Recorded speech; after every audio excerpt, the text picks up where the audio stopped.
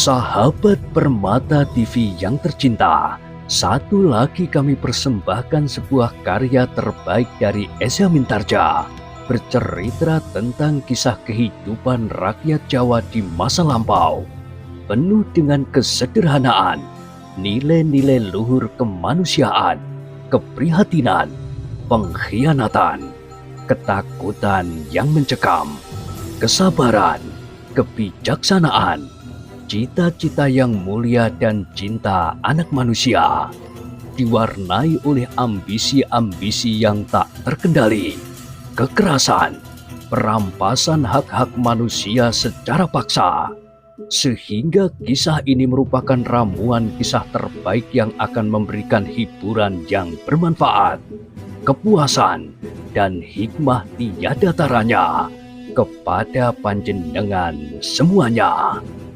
Dengan judul Tanah Warisan. Pada kesempatan yang sangat baik ini, kita masuk pada seri yang ke-32. Selamat menikmati.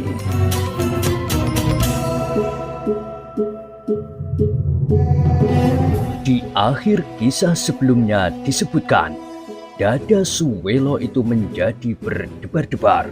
Bramanti yang berdiri di hadapannya ini serasa sama sekali bukan Bramanti yang pernah dilihatnya, yang bahkan pernah dilecutnya di arena tanpa melawannya sama sekali.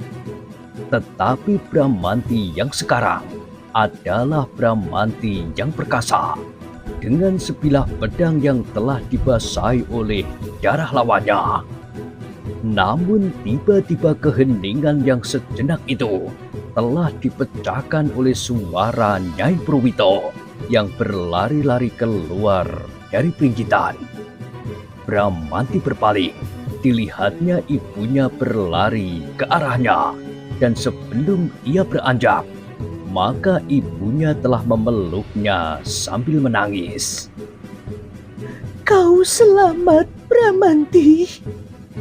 Aku masih mendapat perlindungan dari Yang Maha Kuasa, Ibu. Kau luar biasa, anakku. Kau dapat mengatasi lawanmu yang tangguh. Kau telah memberi aku kebanggaan, seperti masa-masa lampau. Semasa aku masih diperlukan oleh orang-orang Kademangan ini. Bramanti tidak menjawab, tetapi dadanya berdesir. Oh, kau telah berbuat sesuatu untuk Kademangan ini, anakku. Kademangan yang telah dibina berpuluh-puluh tahun. Mudah-mudahan bermanfaat bagi masa mendatang. Ibunya berhenti sejenak. Lalu katanya, bersyukurlah bahwa kau telah diselamatkan oleh kuasanya. Ya, Ibu, jawab Bramanti. Nah, Nyai, berkata Kitambi, bukankah anakmu tidak apa-apa?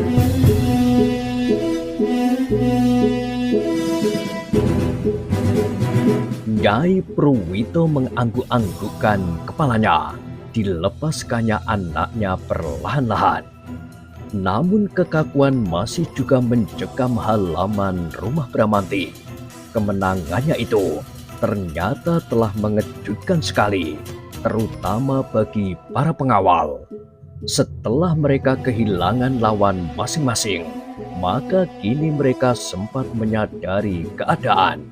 Mereka sempat membuat pertimbangan tentang Bramanti yang ternyata telah berhasil membunuh Sapu Angin. Temunggul sebagai pimpinan para pengawal seakan-akan membeku di tempatnya. Kawannya yang terjerumus ke dalam tebing di dekat gerojokan bahkan telah menggigil ketakutan. Karena apabila dikehendaki, maka Bramanti pasti dapat berbuat apa saja atasnya. Bahkan Ki Jogoboyo pun menjadi termangu-mangu menanggapi keadaan yang terasa aneh baginya. Dalam kebekuan itu terdengar suara Kitambi. Hei, Kenapa kalian seakan-akan telah berubah menjadi patung batu? Kita telah memenangkan perjuangan kali ini. Kita harus bergembira bahwa ternyata kita pada suatu saat masih dapat bangkit sebagai pengawal kademangan kita ini yang sebenarnya. Bukan sekedar pendadaran di arena, berburu harimau, menundukkan kuda liar, tetapi tidak berbuat sesuatu yang terasa manfaatnya langsung bagi rakyat kademangan ini. Dan sekarang, kita sudah berbuat. Tidak seorang pun yang menjawab. Mereka seakan-akan masih saja membeku di tempat masing-masing. Kitambi mengerutkan keningnya dan tiba-tiba ia mengedarkan pandangan matanya ke sekeliling halaman sambil berdesis. Di mana Ki Demang? Semua mata pun kemudian mencari ke sekitar halaman itu, tetapi tidak seorang pun yang melihatnya. Ki Demang harus melihat kemenangan ini. Ki Demang harus melihat bahwa orang yang bernama Sapu Angin pun dapat kita kalahkan dan terbunuh pula oleh Bramanti. Kitambi berhenti sejenak, lalu katanya, dan kita pun sadar bahwa lain kali mungkin Panembahan Sekar Jagad sendiri akan datang ke kademangan ini. Tetapi tidak mengapa, kita harus menyusun pertahanan yang lebih baik dan rapi, sehingga kita akan dapat melawannya dengan baik. Tidak seorang pun yang menyahut dan tidak seorang pun yang beranjak dari tempatnya.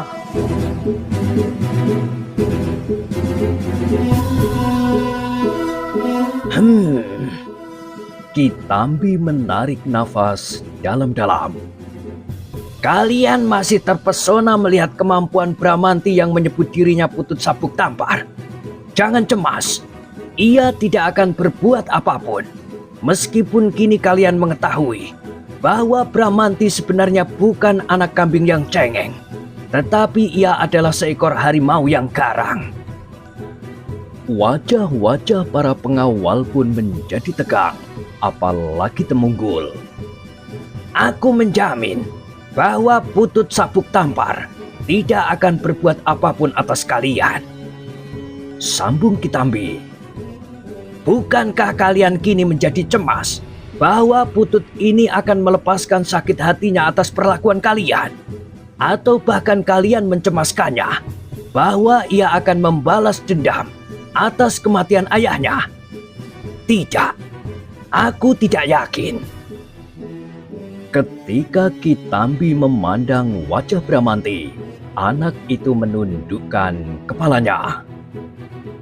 Bahwa ia telah berpura-pura selama ini adalah suatu usaha daripadanya untuk menjauhkan segala prasangka buruk tentang pembalasan dendam itu. Kalau ia mau, maka semua sudah terjadi. Bukan sekedar menjerumuskan seseorang dari atas tebing di kerojokan. Itu adalah pekerjaan anak-anak. Sedangkan orang yang bernama Sapu Angin ini pun dapat dikalahkannya. Kitambi berhenti sejenak, lalu katanya, nah, apakah kalian menyadarinya? Perlahan-lahan, Kitambi melihat beberapa kepala mengangguk-angguk. Ki Jogoboyo yang mendengarkan kata-kata Kitambi itu dengan mulut ternganga, tiba-tiba melangkah mendekati Bramanti sambil berkata, "Aku minta maaf, Bramanti." Bramanti menarik nafas. Jawabnya, "Kita sama-sama bersalah, Ki Jogoboyo. Karena itu, marilah sama-sama kita lupakan." "Terima kasih. Kau memang anak yang baik. Jauh berbeda dengan ayahmu dahulu." Dahi Bramanti berkerut, tetapi ia tahu bahwa Ki Jogoboyo adalah seorang yang berhati terbuka. Ia mengatakan apa yang ingin dikatakannya.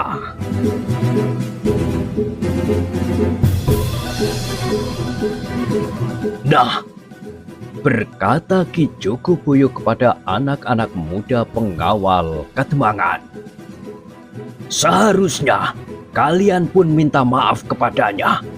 Aku pernah melihat seseorang menggait kakinya di halaman Kademangan, sehingga anak ini jatuh tertelungkup.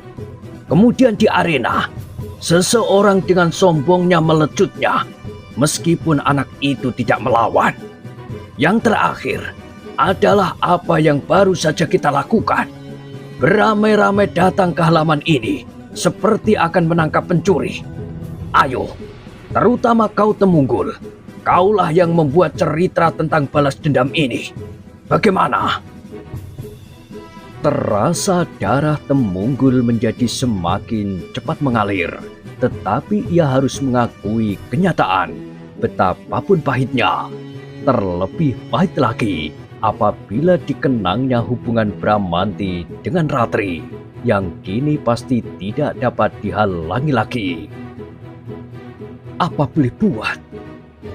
Desisnya, ternyata Ratri pun sama sekali tidak menanggapi perasaannya. Dengan langkah yang berat Temunggul maju mendekati Bramanti itu. Dengan suara yang bergetar ia berkata perlahan-lahan, "Maafkan semua kelakuan-kelakuanku Bramanti. Lupakanlah semua. Kita bersama-sama mencoba untuk membuat lembaran baru di dalam pergaulan di Kademangan ini. Bukan saja pergaulan di antara kita, tetapi juga pergaulan keluar. Kita harus berusaha bahwa tidak ada orang lain yang dapat mengganggu dengan cara apapun." Temunggul mengangguk-anggukkan kepalanya. "Ya, aku sependapat. Pengalaman hari ini adalah cambuk untuk mendorong kebangkitan kita bersama. Kita harus bangun dan berkuasa di rumah kita sendiri." Sekali lagi Temunggul mengangguk. "Baiklah," jawabnya. "Aku bersedia." "Nah," berkata Kitambi kemudian, "kita akan menyampaikannya kepada Ki Demang. Kita harus mencarinya. Mudah-mudahan ia tidak diterkam oleh Wondogeni yang sedang melarikan diri itu." "Baik Kitambi," jawab Bramanti. "Tetapi aku akan membersihkan halaman rumah ini. Kita masih harus mengubur mayat-mayat ini dan mengobati setiap luka, juga lukaku sendiri." "Oh," Kitambi mengangguk-angguk. "Sebaiknya memang begitu. Marilah anak-anak, kita bersihkan halaman ini."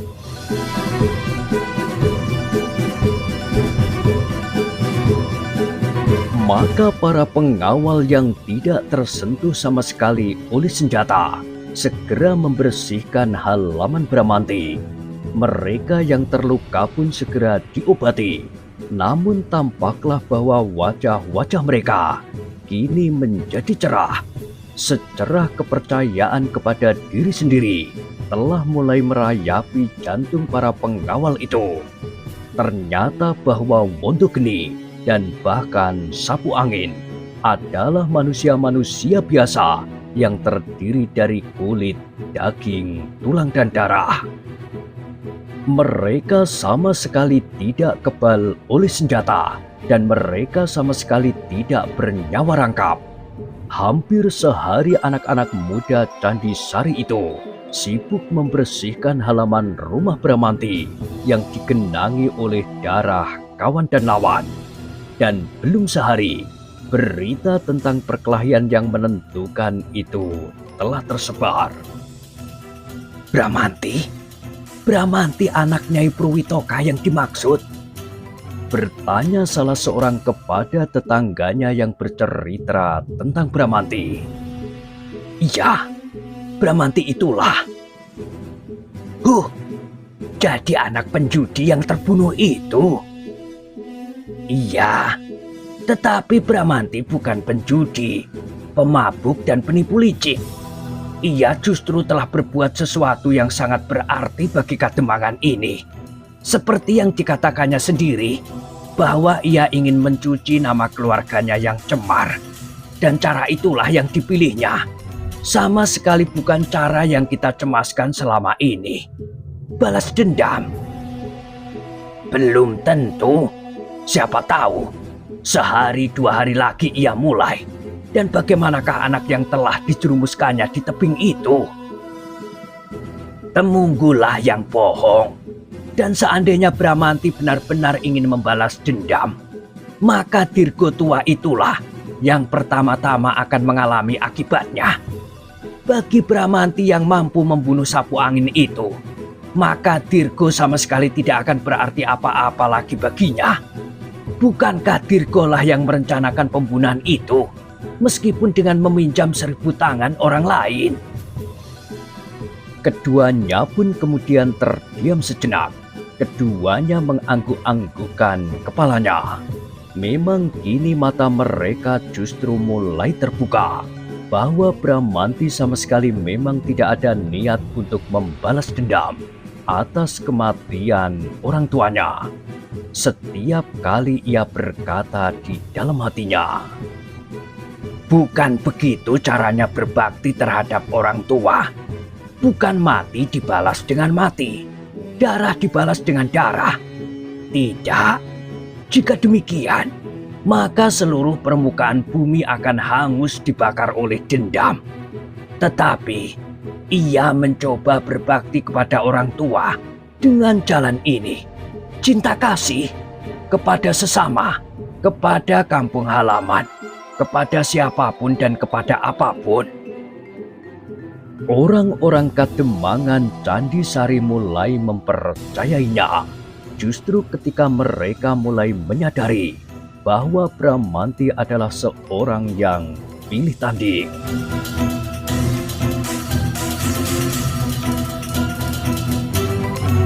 Setelah semuanya selesai, maka beberapa orang berusaha untuk menemui Ki Demang. Mereka menyangka bahwa Ki Demang pasti sudah pulang ke rumahnya. Dugaan itu memang benar. Ki Demang memang telah berada di Kademangan. Ia duduk terpekur seorang diri di pendopo. Keningnya masih basah oleh keringat dan debar jantungnya pun masih belum pulih sewajarnya. Ketika Ki Demang melihat beberapa orang datang kepadanya, segera ia berteriak, "Hei, kenapa kalian datang kemari? Apakah kalian menemui kesulitan-kesulitan? Tidak, pergi saja, pergi sajalah. Aku sudah tidak mau ikut campur lagi." Ki Tambi yang tertua di antara mereka yang datang ke rumah Ki Demang itu menjadi heran. Sehingga justru karena itu, ia tidak segera menjawab. "Kalau mereka akan menumpas kalian, adalah salah kalian sendiri. Aku sudah memperingatkan bahwa perlawanan itu sama sekali tidak menguntungkan. Tetapi kalian tidak mendengarkannya. Sekarang kalian berlari-lari mencari aku."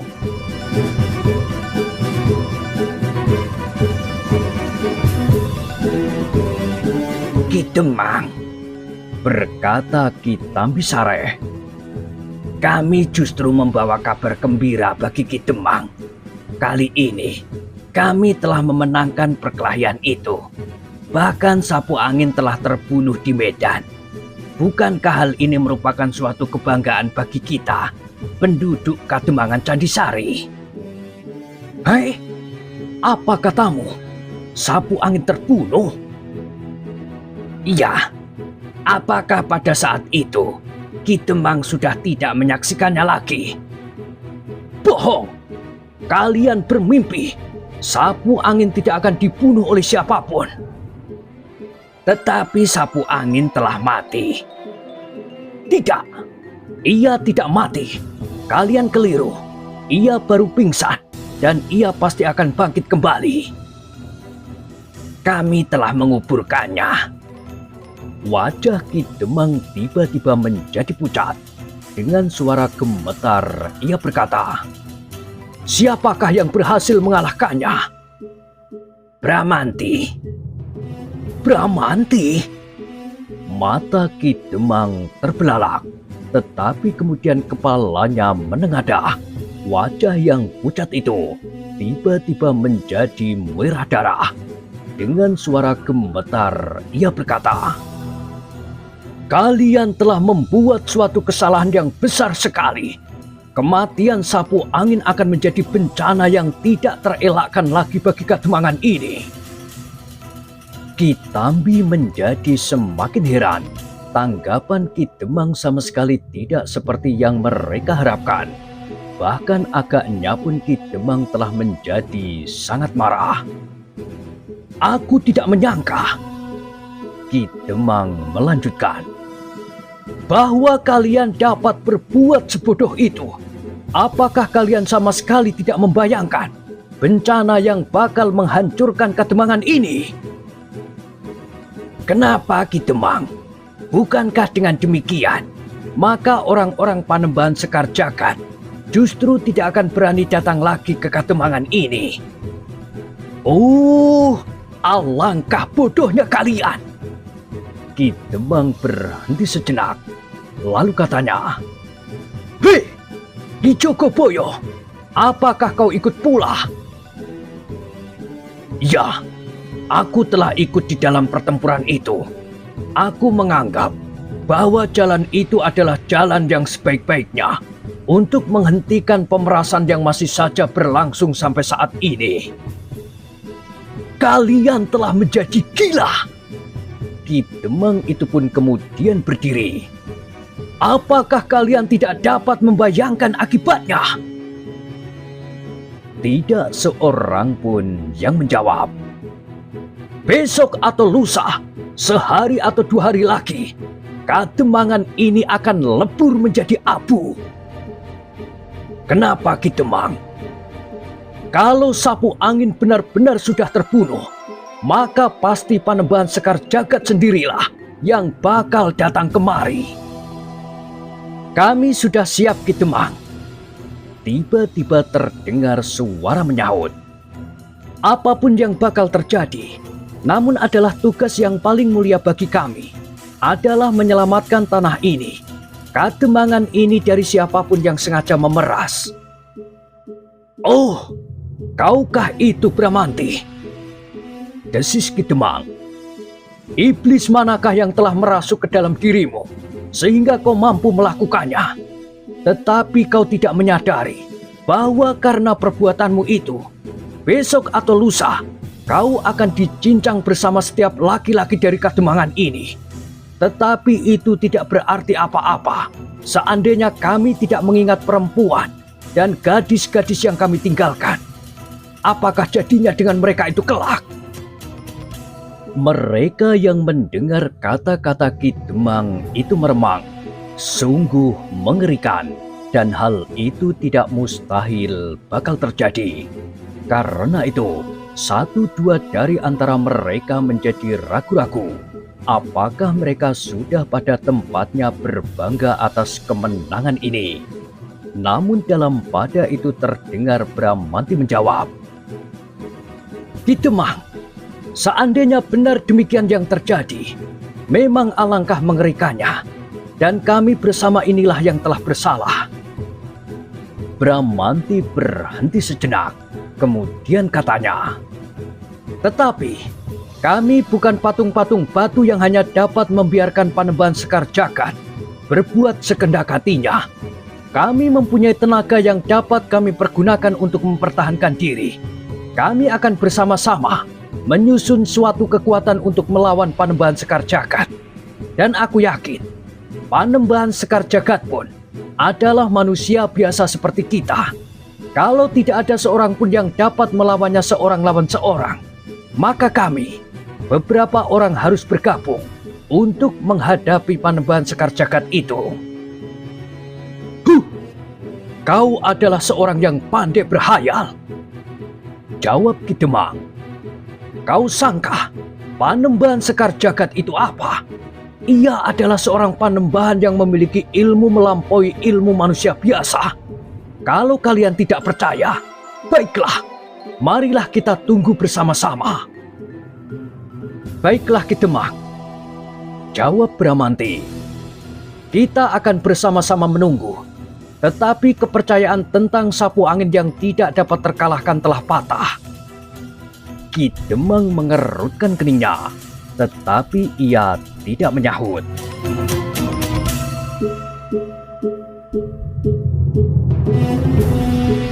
Namun demikian, berkata Ki Jogoboyo selanjutnya, terserahlah penilaian Ki Demang seterusnya.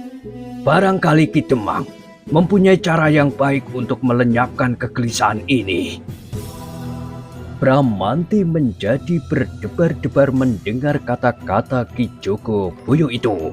Akibatnya mungkin akan justru menambah kegelisahan karena kepercayaan yang berlebih-lebihan terhadap Panembahan Sekar Jagad. Karena itu, untuk mengatasinya, maka Bramanti pun berkata lantang, tidak ada kegelisahan apapun Ki Jogoboyo. Kalau Panembahan Sekar Jagad benar-benar akan datang, dan tidak seorang pun dan bahkan bersama-sama dapat melawannya, maka aku, atas nama Putut Sabuk Tampar, akan dapat mempersilahkan Resi Panji Sekar untuk secara langsung menghadapinya. Nah, bagi Resi Panji Sekar, Panembahan Sekar Jagad tidak berarti apapun juga. Wajah Ki Demang yang merah menjadi semakin merah, dan ia masih harus mendengar Bramanti berkata seterusnya. Sapu angin, orang kepercayaan dari Panembahan Sekar Jagad, tidak dapat bertahan menghadapi kita semuanya. Nah, apakah kira-kira Panembahan Sekar Jagad tidak akan mengalami nasib yang sama? Apakah sebenarnya kelebihan Panembahan Sekar Jagad dari kita masing-masing? Bibir Ki Demang menjadi gemetar. Untuk meyakinkan Bramanti, ia berkata, Panembahan Sekar Jagad itu tidak saja memiliki ilmu kanuragan yang tinggi, tetapi ia mempunyai ilmu sihir yang tiada taranya. Ia dapat menciptakan apa yang tidak ada di dalam peperangan. Ia dapat memanggil seekor burung Garuda dalam sekejap mata. Hei, potong Bramanti. Kalau begitu, ada persamaan antara Panembahan Sekar Jagad dan Resi Panji Sekar. Resi Panji Sekar mempunyai ilmu yang serupa itu. Bukan saja burung Garuda, tetapi Resi Panji Sekar dapat menciptakan petir dan guntur, api dan hujan, gempa bumi, dan bahkan ledakan gunung-gunung berapi.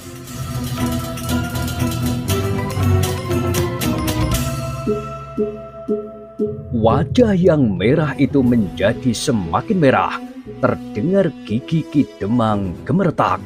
Ia sadar bahwa Bramanti tidak mempercayainya. Anak muda itu sama sekali tidak percaya akan kemampuan Panembahan Sekar Jagad seperti yang dikatakannya.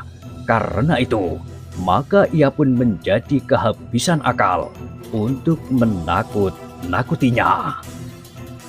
Ki Demang, berkata Bramanti kemudian, kita tidak perlu cemas. Kita bahkan akan berangsur-angsur menjadi tenang dan tentram.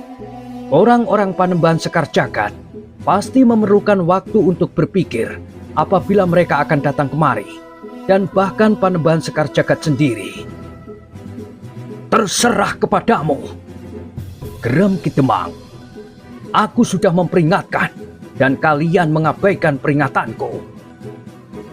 Ki Tambi menarik nafas, kemudian katanya, Ki Demang, marilah kita tanggung bersama-sama apa yang akan terjadi di Kademangan ini. Aku mengerti betapa hati Ki Demang sendiri selalu digelisahkan oleh kemungkinan yang tidak kita kehendaki itu sebagai seorang Demang. Namun demikian, sebagai penduduk Kademangan yang punya harga diri, seharusnya kita berani berbuat apapun akibatnya, selama kita merasa bahwa kita berjalan di jalan yang lurus dan benar.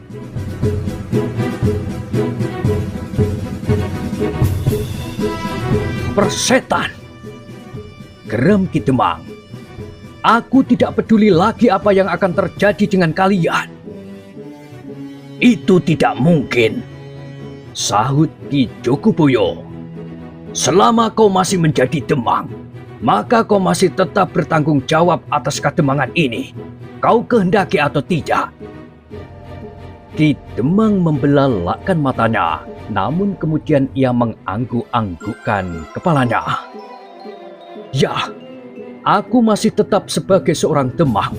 Aku masih tetap bertanggung jawab atas keselamatan Kademangan ini. Aku akan mencari cara yang dapat kita tempuh tanpa menghancurkan Kademangan ini seluruhnya. Aku akan mencari hubungan Panembahan Sekar Jagad. Aku akan minta maaf atas segala peristiwa yang telah terjadi. Namun mungkin kita harus mengorbankan 1 atau 2 orang dari antara kita yang dituntut oleh Panembahan Sekar Jagad. Namun dengan demikian, seluruh isi Kademangan ini dapat tertolong. Tanpa sesadarnya Ki Tambi melangkah maju sambil berkata, Tidak ada hubungan apapun dengan Panembahan Sekar Jagad. Apalagi dengan segala macam pengorbanan. Kita sudah berdiri berhadapan, dan apa yang sudah kita mulai akan kita teruskan sampai tuntas. Kalau perlu, kita semua akan menjadi korban bersama-sama. Kau memang gila, Tambi. Kau hanya memikirkan dirimu sendiri karena kau takut bahwa di antaranya kaulah yang diminta oleh Panembahan Sekar Jagad itu.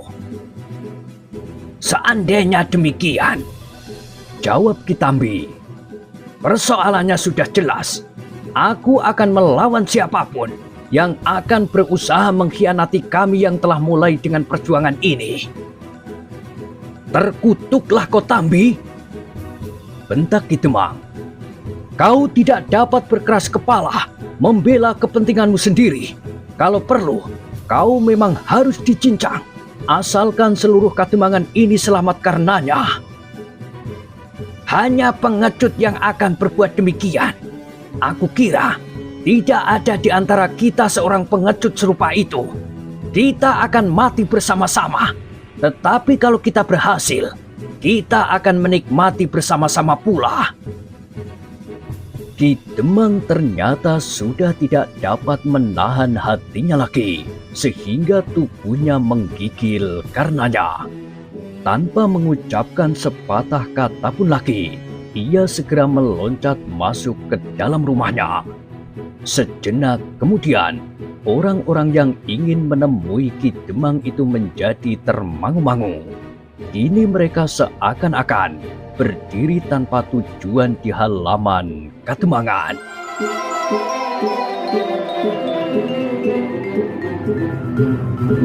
Nah, bagaimanakah kisah selanjutnya?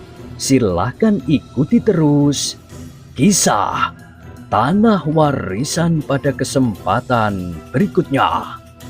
Sampai jumpa.